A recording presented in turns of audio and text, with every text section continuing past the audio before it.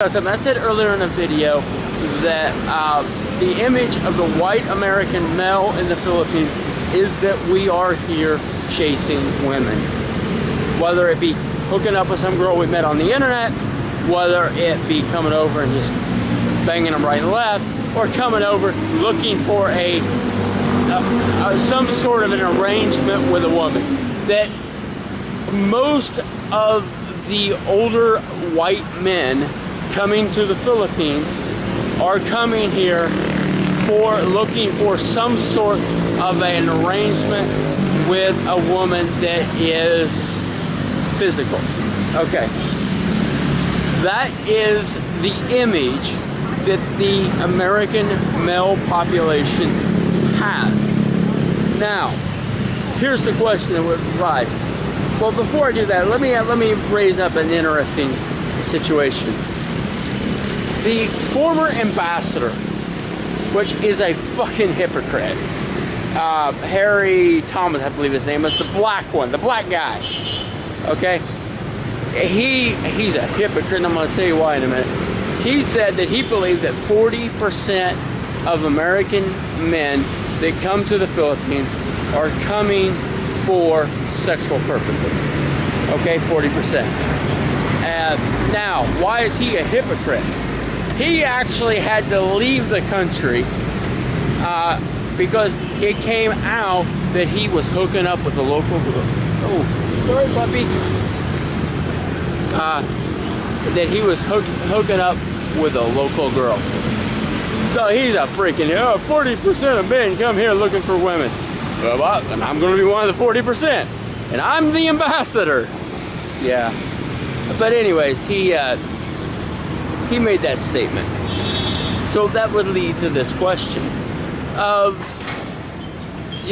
how do we change it? It is what it is, but how do we change the atmosphere that we are perceived to be womanizers? Do we want to change it? I don't think we do. I think most guys, they're very comfortable being seen as they're coming here chasing women. Well, I'll tell you one of the first ways that we would change the image about how American men are perceived in the Philippines. The first way we can do it, well, we got to quit womanizing. The white guys coming over here trying to hook up with people they met and date in Asia and Philippine and Cupid, and the guys going up to Angeles and the guys going down to Dumaguete to whore around, they would have to stop it. Guys would have to stop seeing the Philippines as primarily a place to get laid, okay? And until we change, until the guys quit doing what we're being portrayed as, it's not going to stop. Okay, there's no stopping it, and until what we're being portrayed as actually stops. And I'm not convinced that it's going to stop. It's been going on since the late 40s, the 50s, the 60s, the 70s, the 80s, the 90s, up into this century. I don't see that guys coming to the Philippines to womanize is going to change in this generation. It might, but I don't foresee it to happen. As long as there is the supply line for their demand, simple supply and demand, the womanize is not going to stop. As long as the girls provide the supply of easy sex, these guys are going to keep coming over like candy just to get their rocks off. It's not going to change. But if we were to change the image that the American expat has in the Philippines, it would start with people stop coming over. If we were to sit down, you fill in the blank, pick whoever you want. Okay, whatever expat you want, and ask them, why would you be in the Philippines? If you take away the women and you take away everything connected to that and all the different ways you want to tie it, you want to try and justify it, you remove everything to do with relationships, okay? And then say, you know, what brought you to the Philippines? I don't think anybody could make a logical, sane argument. You know, because, well, my deep appreciation for the culture. Bullshit. Most of those guys that say that, they don't even have a clue what the culture is about. They just know that, you know, if they pretend to like the culture, they can get laid. Okay? So, I mean, I really do. I don't think most of these expats could make any sort of a sane argument for why they actually are in the Philippines once you remove the pussy from the equation. Because, well, guess what they're here for? Yeah. Anyways, so that would be the first step. I mean, that really would be the first step. The second step would be to actually do something while they're in the Philippines. Coming to the Philippines to sit outside the bar at Walking Street in Angeles, or to sit at the bars at Dumaguete, or wherever you want to pick, or here in Manila, and to simply just, I'm gonna get drunk. I'm gonna get drunk with my buddies. Dude, why would you move halfway around the world just to get drunk with your buddies?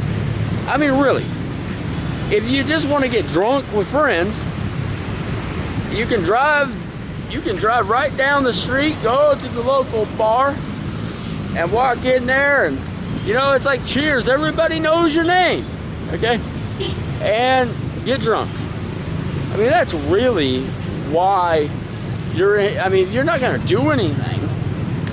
I mean, you can get drunk at home, and it's probably a lot easier, and probably with a lot better company.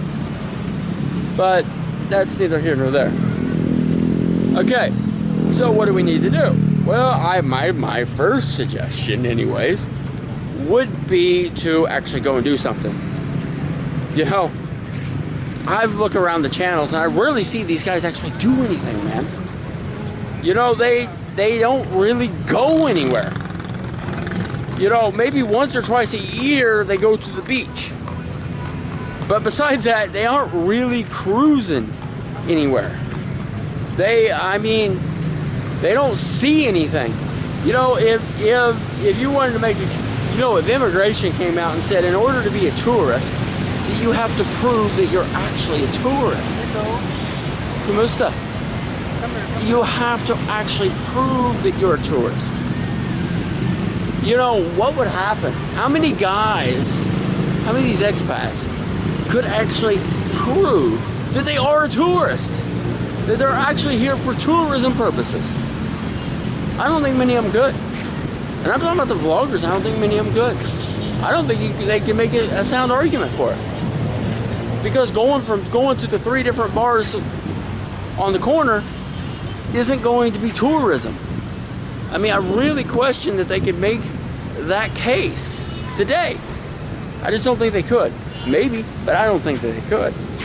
So that would be the first, I mean, well, that'd be the second step actually, would be to actually go do stuff. And, you know, so when the locals see, hey, man, you just went to Boracay, and you were up there in Romblin. Romblin's really nice. You know, hey, man, what did you see in Romblin? You know, then they're like, oh, he's actually traveled around, wow. You know, he's seeing parts of the country. You know, then they start to say, oh, man, yeah, this is awesome.